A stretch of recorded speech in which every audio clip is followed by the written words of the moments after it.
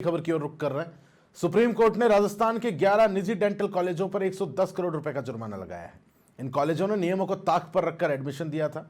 Court ने मानवीय आधार पर उन डॉक्टर्स की डिग्रियां रद्द होने से बचा ली हैं जिन्होंने अपना कोर्स पूरा कर लिया है, लेकिन कोर्ट ने उनके लिए एक बड़ी शर्त रखी है।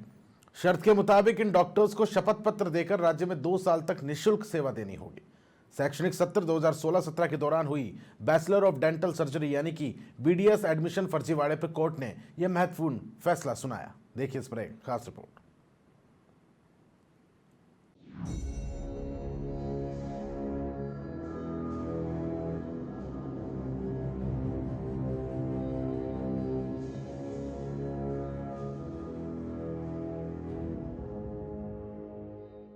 प्रदेश के 11 निजी डेंटल कॉलेजों पर चलेगा डंडा।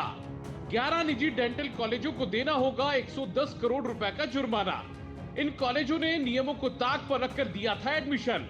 Geetanjali university Udaipur, Gitanjali dental and research institute Udaipur, Surendra dental college and research institute Sriganganagar, Vyas dental college and hospital Jodhpur, Eklavya dental college and hospital Kotputli, Daswani dental college and research centre Kota, Pacific dental college and hospital Udaipur, Rajasthan dental college and hospital Jaipur, Maharaja Ganga Singh dental college and research centre Sriganganagar, Darshan dental college Udaipur.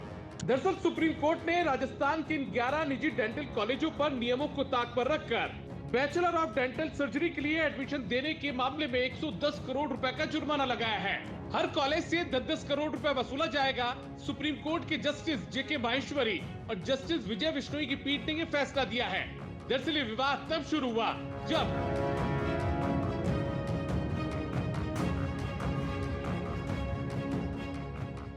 साल 2016 में NEET के बाद कई सीटें खाली रह गई। 30 सितंबर 2016 को राजस्थान सरकार ने एक आदेश जारी कर नीट के न्यूनतम परसेंटाइल में 10 परसेंटाइल की छूट दी। 4 अक्टूबर 2016 को सीटें फिर भी खाली रहने पर राज्य सरकार ने विशेष परिस्थिति बताते हुए 5 परसेंटाइल की अतिरिक्त छूट दी। 5 अक्टूबर 2016 को डेंटल काउंसिल ऑफ इंडिया ने केंद्र सरकार को पत्र लिखकर इसे नियमों का उल्लंघन बताया। डीसीआई ने स्पष्ट किया कि परसेंटाइल कम करने का अधिकार केवल केंद्र का है।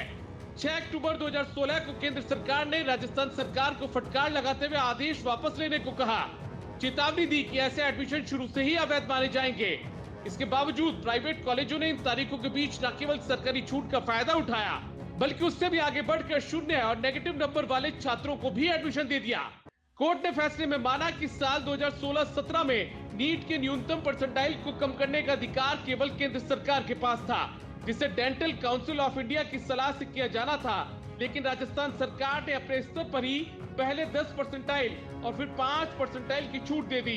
प्राइवेट कॉलेजों ने लालच के चलते राज्य सरकार द्वारा दी गई छूट से भी आगे बढ़कर ऐसे छात्रों को एडमिशन दे दिया जिनके नंबर शून्य या नेगेटिव थे। कोर्ट ने इसे नियमों का खुला उल्लंघन माना। कोर्ट ने निर्देश दिया कि गलती कॉलेजों और राज्य सरकार की थी, जिसका खामियाजा छात्र क्यों भुगते, इसलिए डिग्री रेगुलाइज की जा रही है, लेकिन इसे भविष्य के लिए नजीर नहीं माना जाएगा।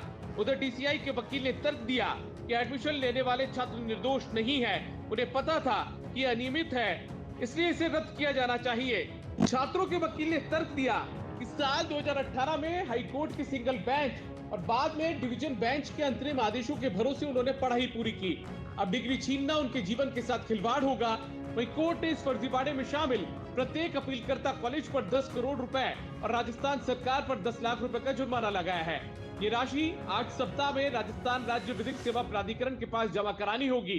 कोर्ट ने निर्देश दिया कि इस राशि को फिक्स डिपॉजिट में रखा जाएगा। इससे मिलने वाले ब्याज का उपयोग राज्य के वन स्टॉप सेंटर, नारी निकेतन, वृद्धाश्रम और बाल देखभाल संस्थानों के रखरखाव और सुधार के लिए किया जाएगा। इसके सही उपयोग की निगरानी के लिए राजस्थान हाईकोर्ट के चीफ जस्टिस 5 जजों की एक कमेटी बनाएंगे, जिसमें कम से कम एक महिला जज शामिल होंगी। भरतराज, समाचार प्लस, जयपुर।